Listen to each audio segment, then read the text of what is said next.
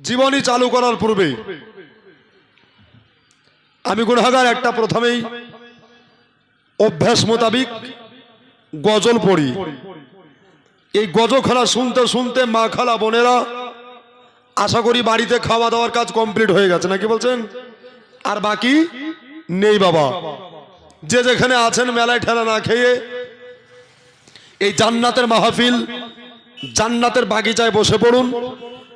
আর যারা মাইকের আওয়াজ কানে শুনছেন বাড়িতে আছেন, একটাই গুজারিশ যে কাল বৈশাখী ঝড়ের মতো উড়ে এসে এখানে বসে পড়ুন, ইনশাল্লাহ আর নেকি অর্জন করুন। আর যারা এসেছেন অভ্যাস মোতাবিক দরুদ পড়েন আল্লাহুম্মা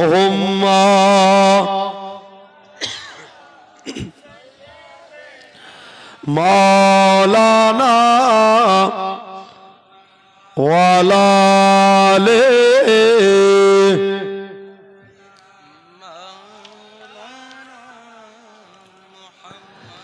যে আমরা নবীর পাগল দিওয়ানা। জোরে বলেন সুবহানাল্লাহ। আচ্ছা, নবীকে ভালোবাসেন কিনা? বাসেন না? বাসেন না? আচ্ছা, বলতে পারবেন না যে নবীর পাগল দিওয়ানা? আচ্ছা, বললে গুনাহ হবে না নাকি? জোরে বলতে হবে যে আমরা নবীর পাগল দিওয়ানা গো, আমরা নবীর পাগল দিওয়ানা। সবাই মিলে পড়ো না আমরা নবীর পাগল দিওয়ানা গো, আমরা নবীর দেওয়ানা। কে রাতার দিনে ঝগড়া বাঁধে নবীজি হয় মোদের মাঝে গয়। জোরে বলেন কে রাতার দিনে ঝগড়া বাঁধে যেন নবীজি হয় মোদের মাঝে গয়। রাত্রে বলে ইয়া নবী, দিনে বলে ইয়া নবী, রাত্রে বলে ইয়া নবী, দিনে বলে ইয়া নবী। নবী কে মোর পাবো না, আমরা নবীর পাগল দেওয়ানা। সৈয়দপুরের মানুষ জোরে পড়ো না আমরা নবীর, হ্যাঁ বলিয়েন বাবা, আমরা নবীর পাগল দেওয়ানা গো, আমরা নবীর দেওয়ানা। কে আল্লাহ বলে রাত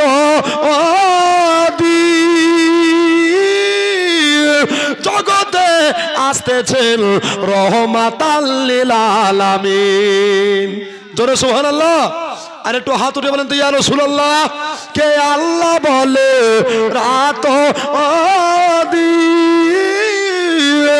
জগতে আসতেছে রহমাতাল লিল আলামিন। তাকান, কেউ তো নিরাশ হবে না খো, কেউ তো খালি যাবে না খো, এ তো রহমতের খাজানা, আমরা নবীর পাগল দেওয়ানা গো, আমরা নবীর, জোরে জোরে বাবা, আমরা নবীর পাগল দেওয়ানা গো, আমরা নবীর দেওয়ানা। বলছে যে আল্লাহ রাজা পেতে গেলে দরুদ পড়ো টেনে টেনে গো, আল্লাহ রাজা পেতে গেলে দরুদ পড়ো টেনে টেনে গো। দরদের মালা চপলে পড়ে, দরদের মালা চপলে পড়ে জান্নাত হবে আস্তানা। জোরে সুবহানাল্লাহ। কে আমরা নবীর পাগল দেওয়ানা গো, আমরা নবীর দেওয়ানা। একজন বলছে সবাই কেন পড়ে না আমরা নবীর পাগল দেওয়ানা গো, আমরা নবীর দেওয়ানা। কে সৈয়দপুরে এসে দেখে বসে আছে জান্নাত জান্নাতে বাগানেতে সৈয়দপুরের বাবেজি ভাইরে সৈয়দপুরের মা খালারা নবীর প্রেমিক দিওয়ানা আমরা নবীর পাগল দেওয়ানা গো আমরা নবীর মাশাআল্লাহ জোরে জোরে কহো না আমরা নবীর পাগল দেওয়ানা গো আমরা নবীর আশিক দেওয়ানা আল্লাহুম্মা সাল্লি আলা মাওলানা মুহাম্মদ ওয়া আলা আলে সাইয়্যিদিনা মাওলানা মুহাম্মদ জোরে সাল্লাল্লাহু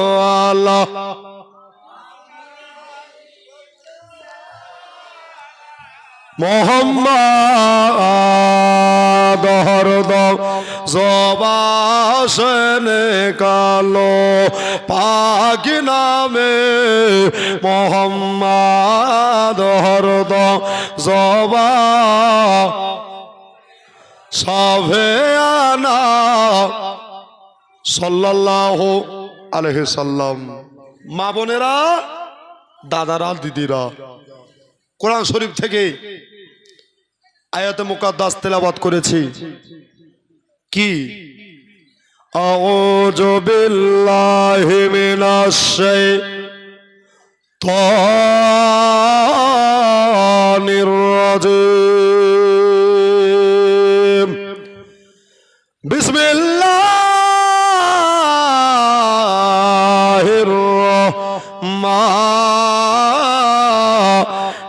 রহিম ইন্নাল্লাহা মা'আস সাবিরিন।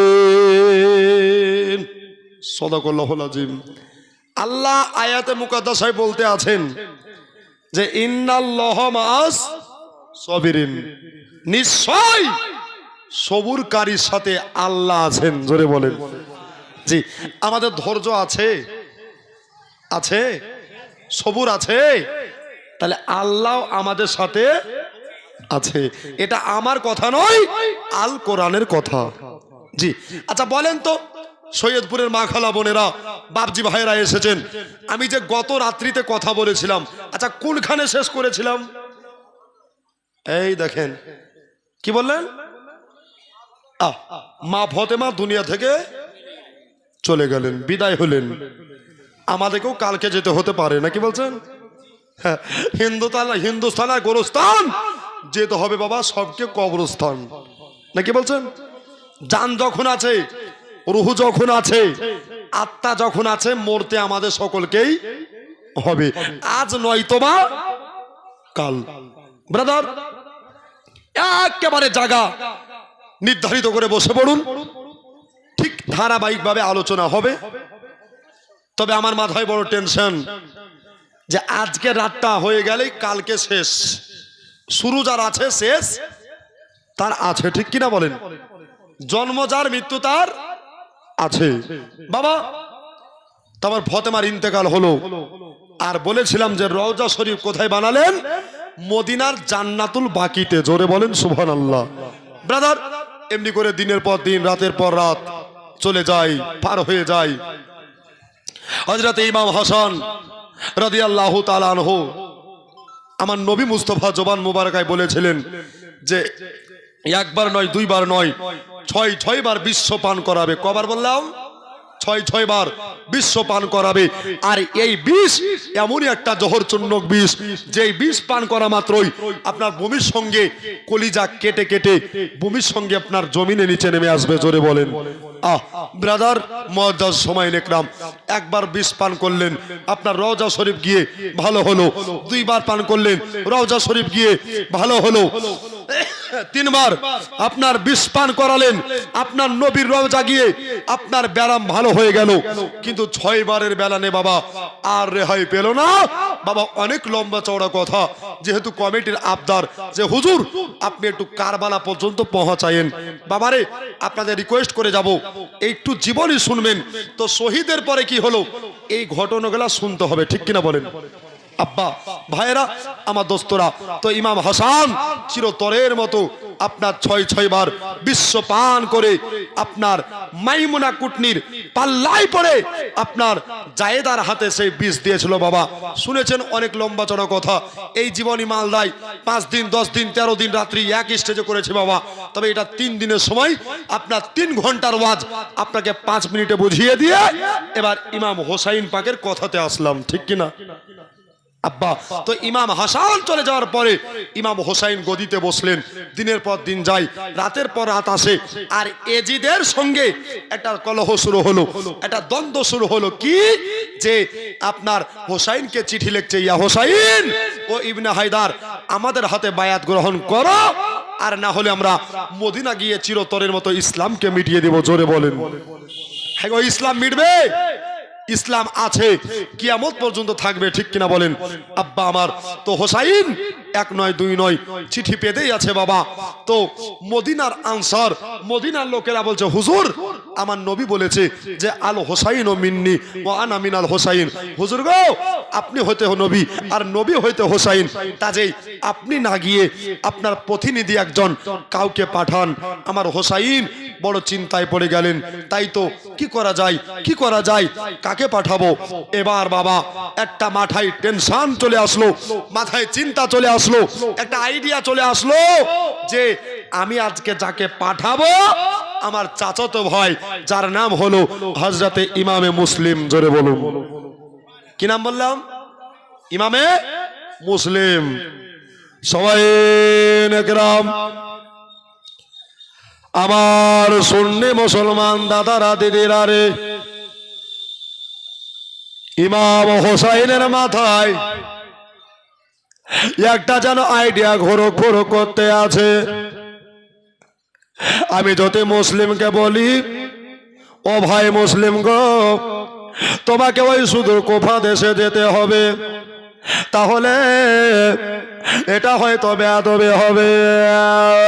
যদি না যেতে চাই আমি সবার সামনে এনাকে বলবো না, আমার সবার সামনে কথা প্রকাশ করলে চলবে না, কেননা আমি হলাম নবীর নাতে, আর এখানে সবাই নবীকে চাহানে বলা, এখানে সবাই নবীকে বুঝ করনে বলা, এখানে নবীকে প্যার করনে বলা। একবার জোরে বলে দেন সুবহানাল্লাহ। সৈয়দপুরের বাবারা ভাইয়েরা আমার জননীরা কান দিয়া কথাগুলা শুনবেন, আস্তে আস্তে করে বলবো ভাই। তবে ইমামে মুসলিমকে আমার হোসাইন ফতেমার বেটা আমার আলীর নয়ন তারা ডাকলেন, ভাইয়া কাছে এসো ভাই। ইমামে মুসলিম হযরতে মুসলিম চলে গেলেন। ভাইয়া গো এত রাত্রি বেলায় তুমি কেন ডাক দিয়েছো? এই মদিনার সব লোকেরা আজকে সকাল বেলা হয়ে গেলে আমার দরজায় লাইন দেয়া দেবে, দরজায় সবাই আজকে ভিড় ভাট্টা করে ফেলবে। ভাই ইমামে মুসলিম একটা কথা শোনো, তোমাকে একটা বার্তা বলি ভাই, আরে ওই কুফা থেকে একটা লাই 2টা লয় 150 খানা চিঠি